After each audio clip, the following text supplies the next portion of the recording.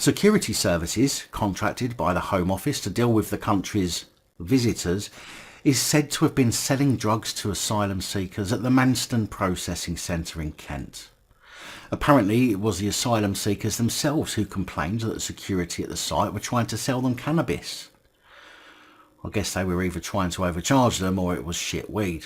Or maybe they wanted something a bit stronger but couldn't get their hands on it.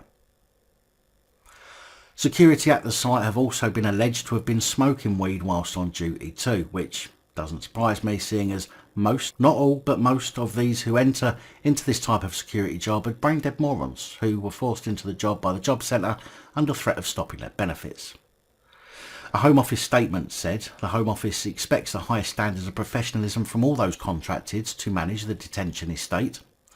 The individuals involved in this incident were swiftly removed from the site, and we will continue to take robust action against those whose behaviour falls beneath those high standards. In other words, we don't want anyone who's too clever for the job, but for fuck's sake at least be savvy enough not to get caught.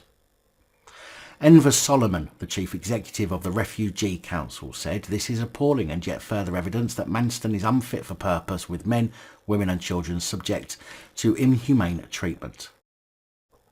OK Enver, tell you what, why don't you just remove people from their homes and put them in temporary accommodation or make them homeless in order to give these overseas visitors a permanent home? I mean, the people who live here don't matter, obviously. You know, as long as we give the visitors the best possible start to their new life, scrounging benefits and chasing young girls, then what do the residents of the UK matter, as long as nobody looks racist, hey? It said that in the last 4 days of last week, more than 1,200 people left the processing facility, but doesn't say whether they had left because they had been given a nice 4-star hotel to go and complain about, or whether they had done a bunk and disappeared. It's also been revealed that a group of migrants were dumped in London last week and forced to sleep rough on the streets of the capital. Well, maybe they will get to see firsthand what's happening to the people of this country and how they are being treated while the visitors' buddies are being given accommodation, while our own, including armed forces vets, are freezing themselves on the streets because of the lack of help that they are getting from the government. Maybe that will stop the visitors from complaining that 4-star hotels aren't good enough for them. Now, I might be wrong, but I believe that Serco have the contract for the Home Office security for immigration centres like the Marston Processing Centre. On the Serco website, it states that Serco was awarded UK asylum accommodation and support services contracts worth an estimated £1.9 billion in 2019.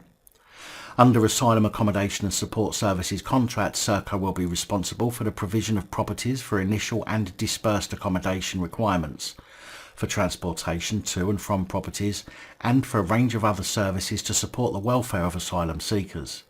In the 2 regions for which Serco has been selected, there are currently approximately 20,000 asylum seekers living in more than 5,000 properties.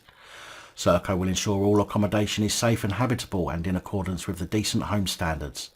We will use our extensive experience of working with the communities, local authorities, suppliers and other specialist organisations to achieve strong partnership and excellent service delivery, including ensuring the asylum seekers have access to good weed and a steady supply of young girls to chase as we house them in areas full of families.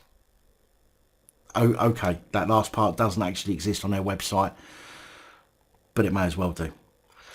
This shows the incompetence of the government simply dishing out yet another contract for services and simply letting the contractors do what the fuck they want. The government care not about you or I, all they care about is their image and how racist they might look.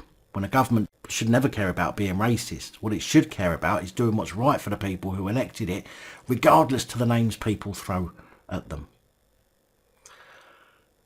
Utterly unreal.